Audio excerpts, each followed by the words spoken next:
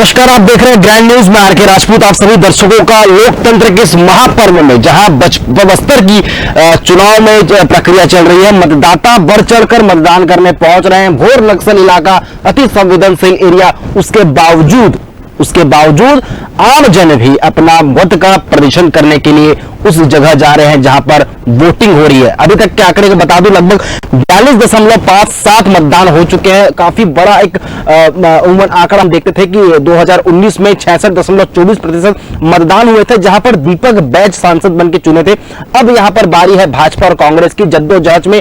कवासी लकवा बनाम महेश कश्यप का दांव लगा हुआ है, देखेंगे कौन बाजी मारेगा। लेकिन इस खास मुलाकात, इस खास बड़े डिबेट में आप सभी का स्वागत मैं करता हूं।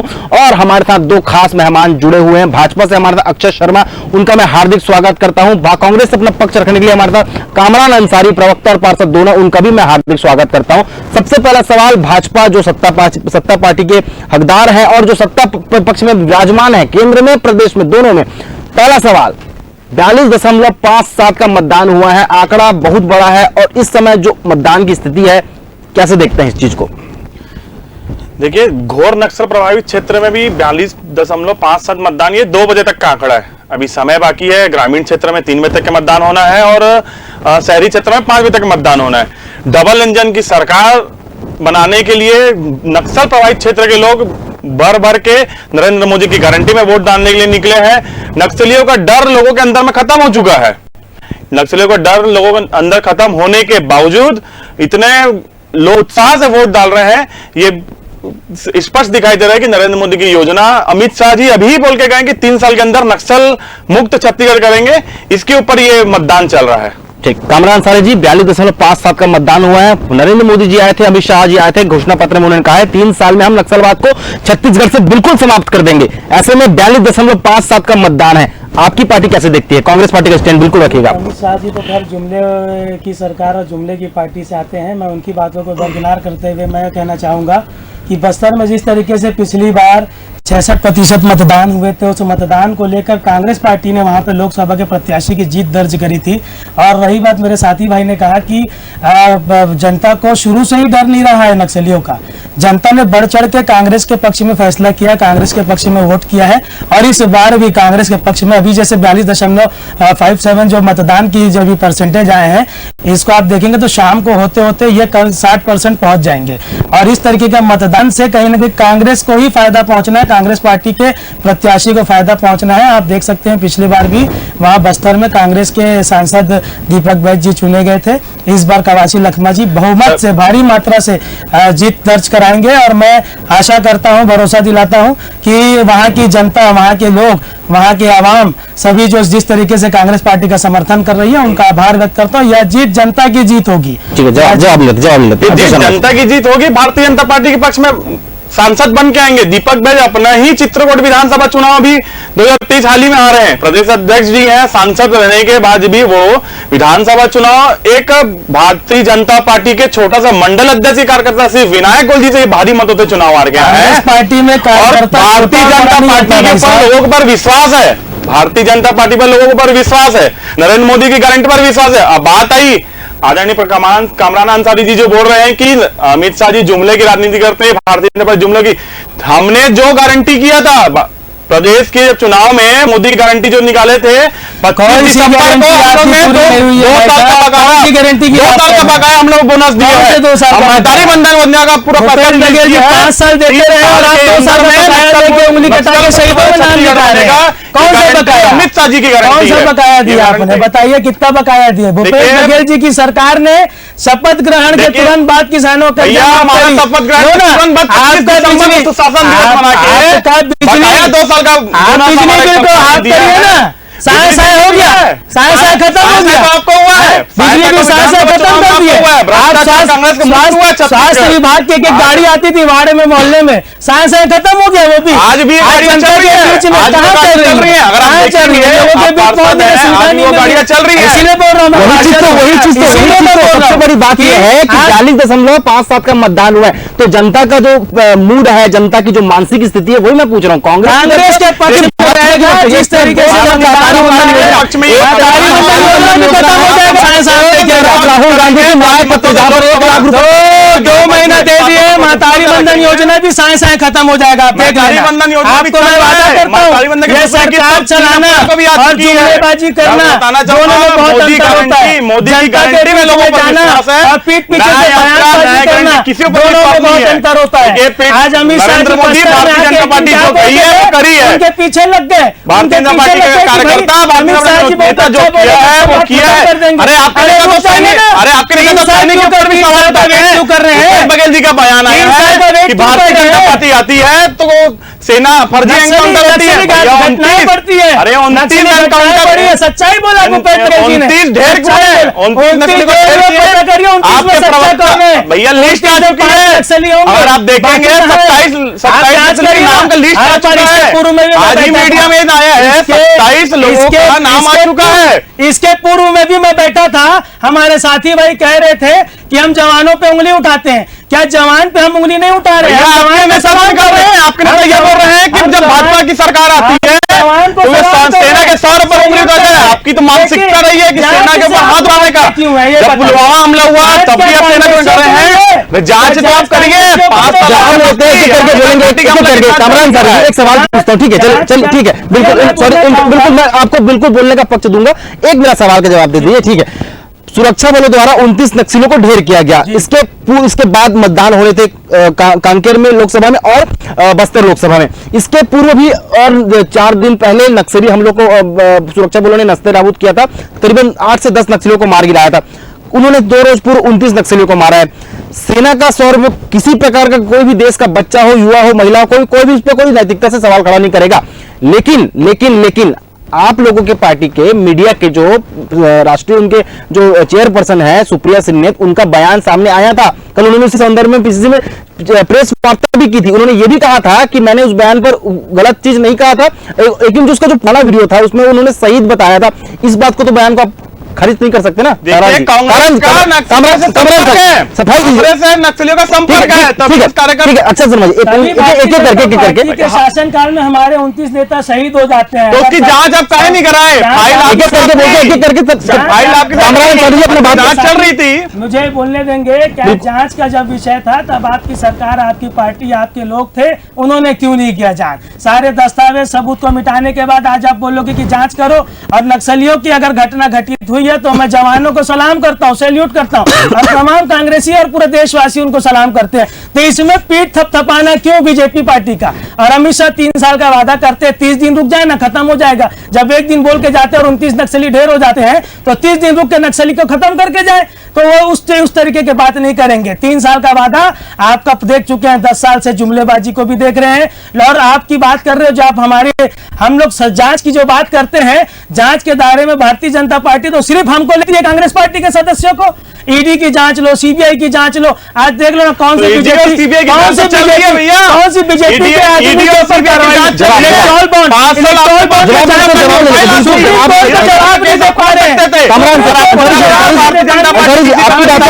आपकी बातों को सुना, अब उनकी बातों को सुनते थे। अच्छा, आपके नेता भूपेश बघेल जी सेना के सर पर उंगली उठाते हैं। आपकी प्रवक्ता ने नक्सलवादी को शहीद बोल दिया। भैया कहीं ना कहीं कांग्रेस का नक्सलियों का कुछ संबंध है। आपकी जब सरकार थी तो नक्सलियों द्वारा सिर्फ भारतीय जनता पार्टी के कार्यकर्ताओं की हत्या की जाती थी, भारतीय जनता पार्टी के कार्यकर्ता पर निशाना बनाया था। अरे भैया आप लोगों का क्या संबंध है नक्सलियों का, ये बताएंगे आप? नक्सली ढेर हो रहे हैं तो शहीद, नक्सली एनकाउंटर में मारे जा रहे हैं तो फर्जी एनकाउंटर। भैया 27 नक्सलियों का नाम आया है मीडिया में, 27 नक्सलियों का नाम आया है। कांग्रेस पार्टी शहीद हुए, पकौड़े हार रही है, 11 लोकसभा चुनाव हार रही है। इस चक्कर में कुछ भी जवाब दे रही है, उनके पास कुछ मुद्दा नहीं बचा है, तो वो सेना के सर पर उंगली उठा रही है। बस्तर में भारी बहुमत से भारतीय जनता पार्टी के जो प्रत्याशी हैं वो चुनाव जीत के आएंगे और लोकसभा में बस्तर की बात प्रमुखता में रखेंगे। 3 साल में भारतीय जनता पार्टी के जो राष्ट्रीय अध्यक्ष कांग्रेस पार्टी को लोगों ने चुन लिया है, भरोसा कर लिया है। कांग्रेस पार्टी को तो 2023 दिसंबर चरित्र चेहरे को भी देख लिए जनता ने। भारतीय जनता पार्टी नक्सलवाद में और अन्य चीजों में उलझा के विधानसभा मिलकर एक जो बस्तर लोकसभा बना है, जैसे क्षेत्र में 3 विधानसभा समझदार हो गए। दोनों से मैं एक सवाल लेता हूं। बिल्कुल, मैं फिर बहुत अच्छा बढ़िया डिबेट चल रहा है। कामरान अंसारी जी, एक सवाल पूछता हूं। पूर्व मुख्यमंत्री भूपेश बघेल का एक बयान आया था नक्सली वारदात के ठीक अगले दिन। उन्होंने ये कहा था कि हमारी नीतियों का असर है कि आज इतने सारे नक्सली एक बार में मारे गए। ये पहला सवाल आपके लिए। अक्षय शर्मा जी, आज ही के दिन मतदान हो रहे हैं बस्तर में, और आज ही बीजापुर में आईडी ब्लास्ट हुआ है जिसमें कुछ जवान घायल हुए हैं। मतदान के समय भी पुख्ता इंतजाम जो होनी चाहिए सेंट्रल गवर्नमेंट की, स्टेट गवर्नमेंट की या सेंट्रल जांच एजेंसियों की, इस पर भी तो कहीं ना कहीं चूक है ना। एक एक करके सवाल लेता हूं, लेकिन पहले जवाब कामरान अंसारी से। मैं भूपेश बघेल जी की नीति पे कोई दो मत नहीं है। छत्तीसगढ़ की जनता बोल रही है। आज आप देख लीजिए, अमित शाह जी जब वहां पर आए थे सभा में, तो वहां पर जनता कह रही थी कि हम तो सिर्फ देखने हैं अमित शाह को, पर वोट तो भूपेश बघेल जी को देंगे। भूपेश बघेल जी की नीति है जो कहीं ना कहीं आज आपको जो नक्सली वारदात में जो सहयोग मिल रहा है प्रशासन को, शासन को, वो भूपेश बघेल जी की नीति है। नहीं तो इनको तो बोला जाता था तो ये साल भर लगा देते थे वहां जांच करने के लिए, वहां पर सामान भेजने के लिए।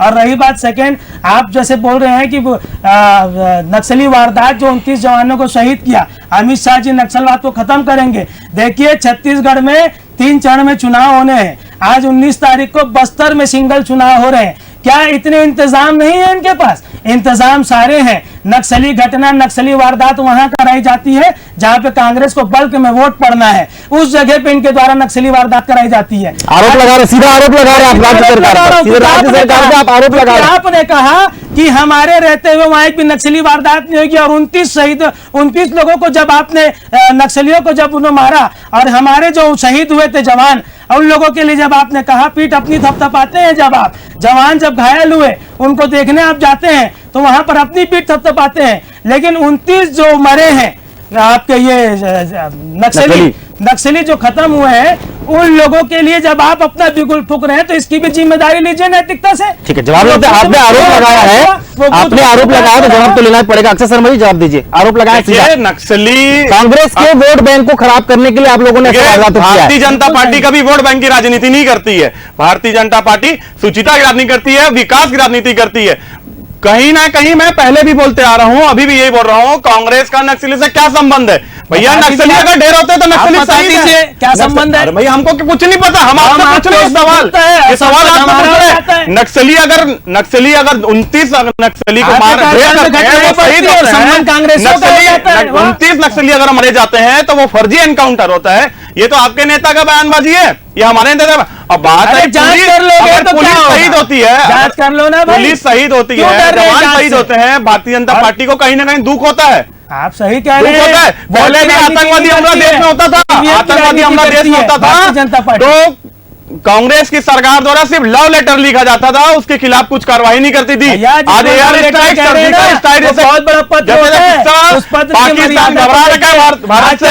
साए जी लव लेटर लिख रहे हैं क्या? काम हो रहा है छत्तीसगढ़ में, ढेर होते जा रहे हैं। बिजली किसानों का भारत के इतिहास में सबसे बड़ा एनकाउंटर है तो 16 अप्रैल 2024 का एनकाउंटर है, जिसमें 29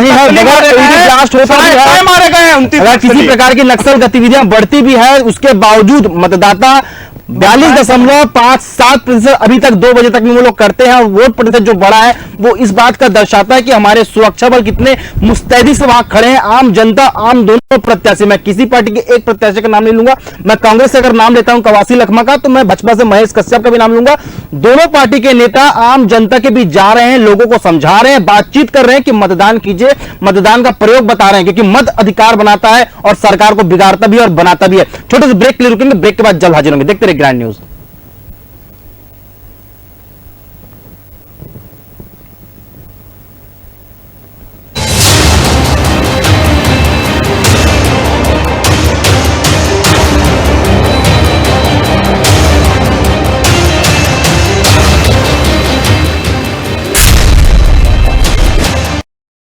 Shri Venkatesh super speciality hospital में आपका स्वागत है। जहां उपचार में पारदर्शिता और उत्कृष्टता हमारी परंपरा है। हमारे शहर में स्थित 170 से ज्यादा बेडेड सुपर स्पेशलिटी हॉस्पिटल में, जिसमें आपके स्वास्थ्य के लिए सर्वश्रेष्ठ डॉक्टर्स की टीम और कटिंग एज टेक्नोलॉजी से सुसज्जित है। 50 मॉडर्न आईसीयू बेड्स और 24 घंटे आपातकालीन विभाग, जो किसी भी क्रिटिकल स्थिति में आपकी सेवा करने के लिए सक्षम है। चाहे आप हमारे हाईटेक कैथ लैब में कठिन प्रक्रियाओं में हो, विशेष क्लिनिकों में जा रहे हो या बस हमारे कॉरिडोर्स में चल रहे हो, हमने हर जगह को आपके सुविधा और स्वास्थ्य के अनुसार तैयार किया है। श्री वेंकटेश में हम एडवांस्ड कैथ लैब्स और मिनिमल इन्वेंसिव कार्डियक सर्जरी के साथ संभावनाओं को नए रूप में प्रस्तुत करते हैं। हमारी पहुंच लगभग हर मेडिकल फील्ड में है, हार्ट केयर से लेकर सर्जरी तक, इमरजेंसी से लेकर ऑर्थोपेडिक्स तक, और जब बात हो स्किल टीम्स की तो कार्डियोलॉजी से लेकर critical care, anaesthesiology, gynaecology, gastroenterology, neurology, radiology, nephrology और फिजियोथेरेपी। श्री वेंकटेश हॉस्पिटल सिर्फ ईंटों से बनी इमारत नहीं, बल्कि आधुनिक इलाज की तकनीक का केंद्र है। आइए हम साथ मिलकर एक ऐसा सफर तय करें जो लोगों को बेहतर स्वास्थ्य के लिए प्रेरित करे। हम सिर्फ एक हॉस्पिटल नहीं, बल्कि हर कदम पर आपके साथ हैं। आज ही हेल्थ केयर के भविष्य की ओर कदम बढ़ाएं हमारे साथ। हमारा उद्देश्य है आपकी बेहतर स्वास्थ्य। तो स्वागत है। आइए साथ मिलकर एक लंबे समय तक स्वास्थ्य और ऊर्जा से भरा भविष्य बनाते हैं। Sri Venkatesh Super Speciality Hospital, here to heal. Institute for Comprehensive Heart and Lungs Care. C14, Sector 8A, Kaushalya Kamal Vihar, Raipur.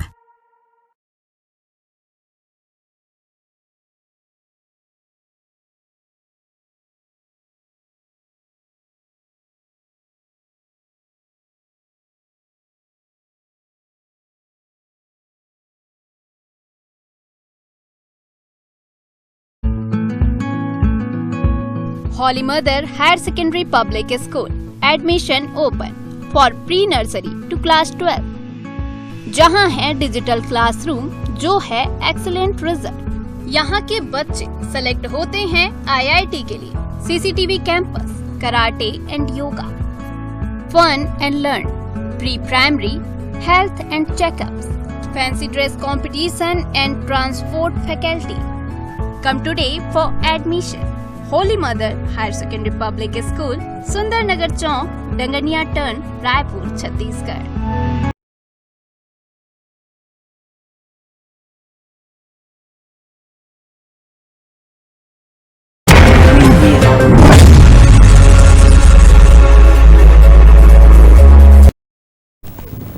Break के बाद एक बार फिर आप सभी दर्शकों का हार्दिक स्वागत है। हम बात कर रहे हैं बस्तर लोकसभा चुनाव की मतगणना की और मतदान की, और जहां पर बढ़ चढ़कर लोग मतदान कर रहे हैं। नक्सलियों के बंदूक के नलियों से जो निकलने वाली गोली से तेज आम जनता की बोली होती है, जो बटन दबाकर ये बताती है कि आम जनता, आम जनाधार में कितनी ताकत होती है। चाहे वो केंद्र में बैठे सरकार हो या स्टेट में बैठी सरकार हो, दोनों की सरकार बनाने वाले का जो हक रहता है वो आम जनता हो सकता है। आम जनता कोई भी रहे, उसका निर्णय सर्वमान्य रहता है। कितनी भी बड़ी पार्टी, कितना भी बड़ा क्यों ना नेता हो, नतमस्तक उसे होना पड़ता है। लोकसभा चुनाव में कवासी लखमा के सामने खड़े हैं हमारे भाजपा नेता खड़े हैं। और लेकिन जो इस सब चीज में मैं बात करूंगा नक्सली गतिविधियों की। हम संवेदनशील एरिया की बात करते हैं, कामरान अंसारी जी और अक्षय शर्मा जी। नक्सली एक प्रकार से देखा जाए एक मूवमेंट, जल जंगल जमीन, ये तीन चीज का वो लोग बात करते हैं। सभी चीज उनके पास है। सुरक्षा बल ही उनके अपने जवान हैं, वहां के ग्रामीण भी उनके ही अपने। उसके बावजूद बंदूक उठाना, हथियार चलाना, निहत्थों को मारना, निर्दोषों को मारना, उसके बाद फिर प्रदेश की राजनीति उसमें आना, ये आदमी अंतकला आत्मा को निचोड़ देता है। क्यों होती है ऐसे हर चीज? झीरम घाटी का सच कोई छुपा नहीं है, कितनी बड़ी शहादत हुई थी। और देखा जाए तो वो काला दिन भी कहा जाए तो काला दिन भी कैसे कहा जा सकता है, क्योंकि पार्टी का नेता किसी एक दूसरे का तो नहीं होता, लेकिन जब किसी इंसान की जब जान जाती है तो बुरा सभी को लगता है। कामरान अंसारी जी, झीरम घाटी की आपने याद जब दिलाए हैं तो मैं बताना चाहूँगा कि वहाँ कांग्रेस पार्टी के नेता शहीद नहीं हुए थे, इंसानियत शहीद हुई थी उस दिन जिस तरीके से वहाँ वारदात हुई थी, उस वारदात के समय में भारतीय जनता पार्टी की सरकार थी। उस समय जांच के हमने, और उस समय उन्होंने फोर्स मांगा था। उस समय उन्होंने कहा था कि हमें माकूल इंतजाम दिया जाए ताकि हम अपनी परिवर्तन यात्रा को सुचारू रूप से निकाल सकें, परंतु किसी की गलती, किसी का नुकसान ये हुआ है। और रही बात नक्सली, कहीं ना कहीं नक्सली जो है ये गलत है। बात किया जा सकता है, विचार किया जा सकता है, और देश विकास में देश के तमाम लोगों को एक साथ आना चाहिए। अगर ये देश के तमाम लोग अपने आप को ना गिनते हैं, अपने आप खुद को देश में ना गिनते हो, तो इनके साथ ऐसा बर्ताव ठीक है, उचित है कि इनके साथ सामने से लड़ाई किया जाए। और जिस तरीके से नक्सली आप कह रहे हैं कि नक्सलियों को जो जंगल जमीन और वो जल जंगल जमीन की जो लड़ाई थी, मुझे नहीं लगता कि इनकी लड़ाई जंगल और जमीन की है। इनकी लड़ाई एक अस्तित्व को लेकर हो गई है। इनकी लड़ाई किसी एक खौफ पर पैदा करने वाली चीजों को लेकर हो गया। हमारे शासन को, हमारे शासक को चाहिए कि इस तरीके के कृत्य पर कार्रवाई की जाए। छोटा सवाल, तो आप बोली पे यकीन करेंगे कि गोली पे यकीन करेंगे? बोली एक समय तक, नहीं तो गोली। नहीं, एक स्टैंड होना चाहिए, गोली या बोली। भाई आप बोली पे नहीं, गोली करिए। जब ये मान नहीं रहे तो गोली पे करिए सीधा स्टैंड। गोली पे स्टैंड। आप किस पे यकीन करते हैं? पहले गृह मंत्री कहते हैं कि मैं वीडियो कॉन्फ्रेंसिंग के जरिए बात करने के लिए तैयार हूं, फिर बात करते हैं 29 नक्सलियों की को मौत को घाट उतारने की, और उतार भी देते हैं। बहुत बढ़िया था, प्रदेश की जनता को काफी खुशी मिली, क्योंकि हमारे जो जवान है वो सरहद बीच जंगल में वहां पर कैंप लगाकर सोते हैं, निहत्तों को मारा जाता है। लेकिन जब ऐसे में नक्सलियों की जब मौत करते हैं तो आत्मा को थोड़ा सुकून मिलता कि नहीं, हम भी वहां पर मौजूद हैं। आप किस तरह इत्तेफाक रखते हैं, गोली से या बोली से? अच्छा शर्मा जी, देखिए, जब छत्तीसगढ़ में भारतीय जनता पार्टी की सरकार थी, उस समय डॉक्टर रमन सिंह मुख्यमंत्री थे, तो उसने ये योजना लाई थी कि नक्सली खुद आकर सरेंडर करें, उनको पक्का मकान दिया जाएगा। बहुत सारे नक्सलियों ने सरेंडर भी किया था, और वो दहशत फैलाने का काम जो नक्सली कर रहे हैं उसको छोड़ के वो बोली से माने थे। देखिए, जो इंसान बोली से नहीं मानेगा उसको गोली से मनाना पड़ेगा, और वो मना के भी दिखा है 16 अप्रैल 2024 को। बात है झीरम घाटी हमले की, कामरान भैया बोल रहे थे कि उनको सुरक्षा नहीं दी गया। एक वीडियो भी वायरल हुआ है जिसमें कवासी लखमा जी जो बस्तर के प्रत्याशी हैं, उसको आदरणीय चरणदास महेंद्र जी ये बोलते हुए वीडियो वायरल हुआ था कि जब तेरे को पता था तो उस क्षेत्र का प्रतिनिधित्व था, तो उस रूट में तू क्यों लेके गया? वो अचानक रूट तय हुआ था। सुरक्षा की पुख्ता इंतजाम कांग्रेस पार्टी के नेता उसके बाद भी कांग्रेस पार्टी उस जगह में गई। ठीक है, कहीं न कहीं वहां पे कांग्रेस पार्टी के बहुत सारे नेता शहीद हुए, उनको मैं अपनी श्रद्धांजलि अर्पित करता हूं।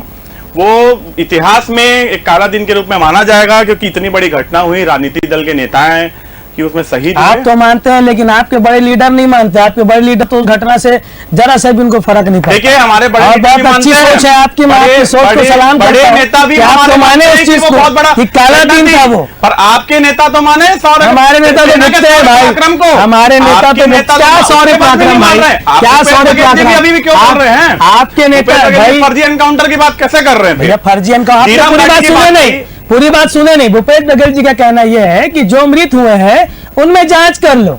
अगर आप जांच कर लोगे तो ये वही चीज की बात है कमरान सारी जी, मैं उसी से पूछ रहा हूँ, एक मिनट, मैं इसी में पूछ रहा हूँ। आपने कहा जांच करो, लेकिन भूपेश बघेल जी तो खुद ने कहा था कि झीरम का सच मेरी जेब में है, अभी तक वो सच बाहर क्यों नहीं आया? कारण आप खुद बताइए, जेब में है बोलने से क्या जेब में हो जाएगा? भूपेश बघेल जी को मालूम था, भूपेश बघेल जी ने दर्द था, नहीं उनको दर्द था, वो दर्द आपकी सरकार थी, उनको वो दर्द मालूम था। देखिए, उनको वो दर्द मालूम था, उनको वो दर्द मालूम था कि हमने कैसे नेताओं को खोया है, हमने उनके परिवार को कैसे खोया है।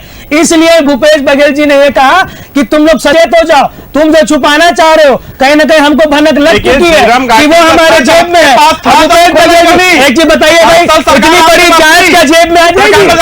कहीं ना कहीं भूपेश बघेल जी ने कहा, उन्होंने सीधा सीधा तंज कैसा सीधा सीधा कहा, उन्होंने आरोप की जांच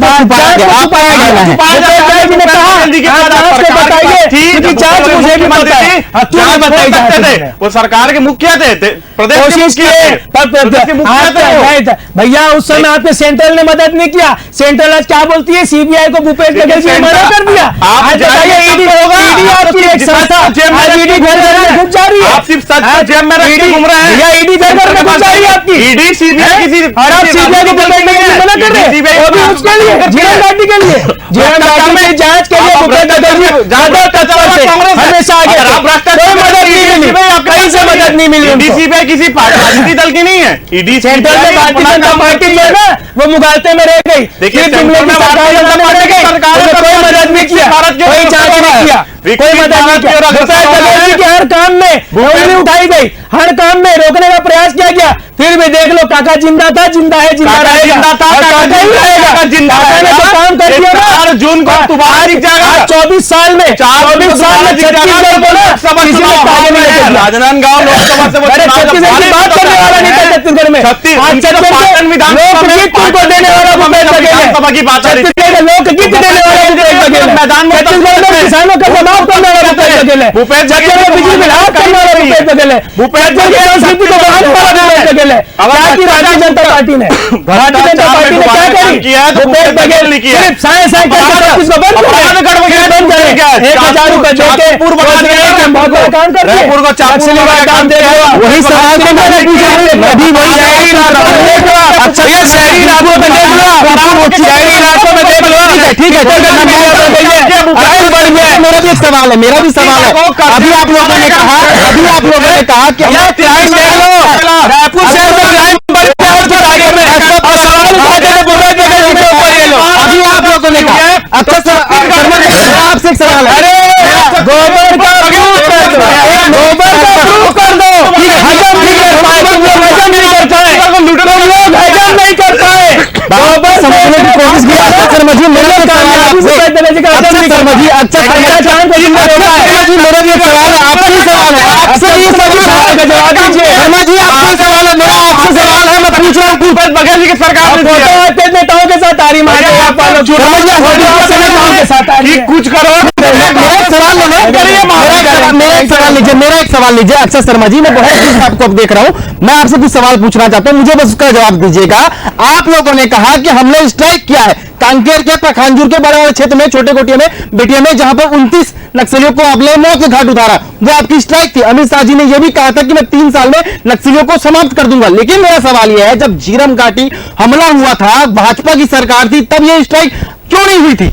देखिए, झीरम घाटी के जो फाइल थी, फाइल को आगे बढ़ाने के सीबीआई को जांच में दे चुका था। उसके बाद कांग्रेस सरकार एनआईए को जांच में दे चुका था, एनआईए जांच कर रही थी। उसके बाद कांग्रेस की सरकार आई, कांग्रेस के भूपेश बघेल जी जब मुख्यमंत्री थे, उसने ये बात बोला था कि कांग्रेस झीरम घाटी का सच मेरे जेब में। अरे तो जब जेब में था तो जेब में रखे करेंगे क्या भैया? लेते हैं अपने मन से जांच कर देते हैं, अपने मन से पेश एनआईए जांच 2 साल से लोग जेल के अंदर में जांच हो नहीं पाती है। झीरम घाटी का जांच करेंगे, केस नहीं उठाए, झीरम घाटी का कुछ मुद्दा नहीं उठाया, झीरम घाटी में भ्रष्टाचार करने का काम किया है, इसीलिए जांच करने का काम किया है। छत्तीसगढ़ को अपराध का गढ़ बना के गया है भूपेश, तभी अपराध अभी ज्यादा हो रहे हैं भारतीय जनता पार्टी में, तभी तो दिसंबर में भूपेश बघेल जी का निपटारा हुआ है और छत्तीसगढ़ में साय विकास होगा।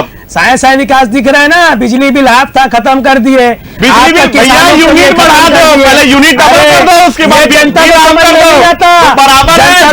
देखो जनता को समझ अभी दिसंबर में सब पता चल गया, सब समझती है भैया। जनता आजकल लोभ लुभाने वाले बिल्कुल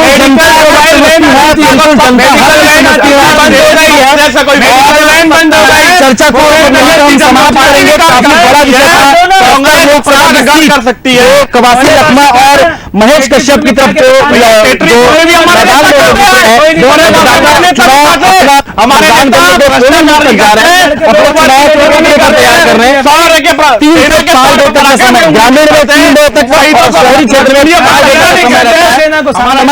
मैं मेहमानों प्रवक्ताओं का आपका मैं स्वागत अभिनंदन करता हूं। आप लोगों ने कीमती समय दिया, इस गहन मुद्दे पर चर्चा की, काफी बहस थोड़ा गर्मागर्मी हुई, लेकिन खैर कोई बात नहीं, चलता है। वो कहते हैं कि जब चुनाव बड़ा होता है तो भी बातें बड़ी होनी चाहिए, और भी बहुत सारे मुद्दे रहेंगे। 3 चरण का चुनाव है और 3 चरण के चुनाव में लगातार ग्रैंड न्यूज आपको हर अपडेट बताता रहेगा। देखते रहिए ग्रैंड न्यूज। धन्यवाद।